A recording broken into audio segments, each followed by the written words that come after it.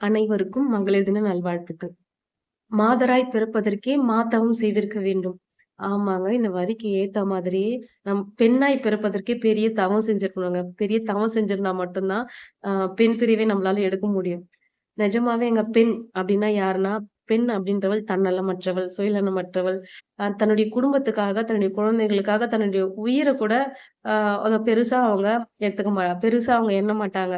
தன்னுடைய உதிரத்தையே தன்னுடைய குழந்தைக்கு பாலா குடுக்கக்கூடிய தைரியம் கொண்டவள். டெலிவரிய ஈஸியா டேக்கிள் பண்ண தெரிஞ்சவங்க. ஃபர்ஸ்ட் டெலிவரி அவ்ளோ கஷ்டம்னு தெரிஞ்சுமே, 2வது டெலிவரிக்கு ரெடி ஆவுறவங்கன்னா, அப்ப அவங்க எந்த அளவுக்கு மன வலிமை பெற்றவங்க தெரியுமா? ஆனா நம்ம ஈஸியா வந்து ஒரு பெண்ண வந்து கெஸ் பண்ணிரும். இப்போ ஃபார் எக்ஸாம்பிள் பார்த்தீங்கன்னா, சிரிச்சாங்கன்னா, நல்லா சிரிச்சு சிரிச்சு பேசுறாங்கன்னா, "நல்லா வழியிற பாரு" அப்படின்னு சொல்லிரும். அதுவே அழுதாங்கன்னா, "அழுது அழுதே காரியத்த சாதிச்சுருவா" அப்படின்னு சொல்லுவோம். நல்லா பேசுனாங்கன்னா, "இவ ரொம்ப பேசுறா" அப்படின்னு சொல்லுவோம். பேசவே இல்லைன்னா, "உம்முனா மூஞ்சின்னு" சொல்றாங்க. அதுக்கப்புறம் ஒவ்வொன்னும் ஒண்ணும் சொல்லிட்டு இருக்காங்க. நல்ல மாடர்னா இருந்தா, "ந பாரு நல்லா மாடர்னா இருக்கு பாரு." அது அந்த கேரக்டர மிஸ்யூஸ் பண்றாங்க. ட்ரெடிஷனலா இருந்தா, "சரியான பழம்" அப்படின்னு சொல்றாங்க. அவ எது அவ பண்ணாலுமே, அதுல வந்து குறை கண்டுபிடிக்கிறது. ஈவன் வந்து பொம்பளை கேர்ல்ஸ்க்கு தான் நெறைய எனிமி இருக்காங்க. ஆனா, பெண் என்பவள் நிஜமாவே ஒரு தைரியமானவங்க. இப்ப பார்த்தீங்கன்னா, அவங்க கல்யாணத்துக்கு முன்னாடி அவங்க எப்படி ஜாலியா எப்படி இருந்தாலுமே, கல்யாணத்துக்கு அப்புறம் அப்படியே டோட்டலா குடும்பத்துக்காக மாறிடுறவங்களா இருக்காங்க. இப்போ ஒரு செடி பார்த்தீங்கன்னா, ஒரு இடத்துல இருக்கு. அந்த செடிய புடுங்கி, நீங்க தனியா இன்னொரு இடத்துல நட்டீங்கன்னா, அது வளர்றதுக்கு எவ்வளோ கஷ்டம். ஆனா, பொம்பள பசங்க, பெண் பிள்ளைகள் பார்த்தீங்கன்னா, தன்னுடைய குடும்பத்துக்காக கல்யாணத்துக்கு முன்னாடி ஒரு இடத்துல இருக்கிறாங்க. கல்யாணத்துக்கு பிறகு மொத்தமா அ தாய், தந்தை, அதுக்கப்புறம் கூட பொறந்தவங்க எல்லாத்தையுமே விட்டுட்டு, தன்னுடைய கணவனுக்காக மொத்தமா அப்படியே ஒரு செடிய வந்து எப்படி பிடுங்கி ஒரு இடத்துல நடுறாங்களோ, அதே மாதிரி தான் அவங்களுடைய வாழ்க்கை. ஒரு இடத்துல இருந்து இன்னொரு இடத்துக்கு அவங்க டோட்டலா அவங்க மொத்தமாவே தன்ன தன்ன மாத்திக்கிறாங்க. இப்ப பாத்தீங்கன்னா, இப்ப அம்மா வீட்ல இருக்கும்போது, மாமியார் வீட்ல இருந்து இப்ப அம்மா வீட்டுக்கு போம்போது, "என்னம்மா அம்மா வீட்டுக்கு வந்திருக்கியா?" அப்படின்னு சொல்லுவாங்க. இப்ப நம்ம மாமியார் வீட்ல இருந்தோம்னா, "என்னம்மா மாமியார் வீட்ல இருக்கியா?" அப்படின்னு சொல்றாங்க. ஆனா, தனக்கான ஒரே ஒரு இடத்த கூட அவளால சொல்ல முடியல. என்னதான் வீட்ல பொறந்து வளர்ந்தாலுமே, அவ கல்யாணம் ஆயிடுச்சுன்னா, அது அம்மா வீடு என்ன வீடு ஆயிடுது? அவ வீடா இருக்கிறது கிடையாது. அது அம்மா வீடு ஆயிடுது. இது மாமியார் வீடு.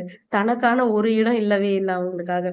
அவ இப்ப எல்லாம் பார்த்தீங்கன்னா, அநேக பெண்கள் வந்து தன்னுடைய குடும்பத்துக்காக வேலைக்கு போற பெண்கள் நெறைய பேர் இருக்காங்க. வீட்டு வேலை, சமையல் வேலை எல்லாத்தையும் செஞ்சு முடிச்சுட்டு குழந்தைங்களுக்கு லஞ்ச் பேக் பண்ணிட்டு, அதுக்கப்புறமா ஆஃபீஸ் போயிட்டு ஒர்க் பண்ணிட்டு, மறுபடியும் திரும்பி வந்து மறுபடியும் அந்த ரொட்டீன ஸ்டார்ட் பண்ணி, கொஞ்சம் கூட நெறைய பெண்களுக்கு பார்த்தீங்கன்னா, ஓய்வு என்பது சுத்தமா கிடையவே கிடையாது.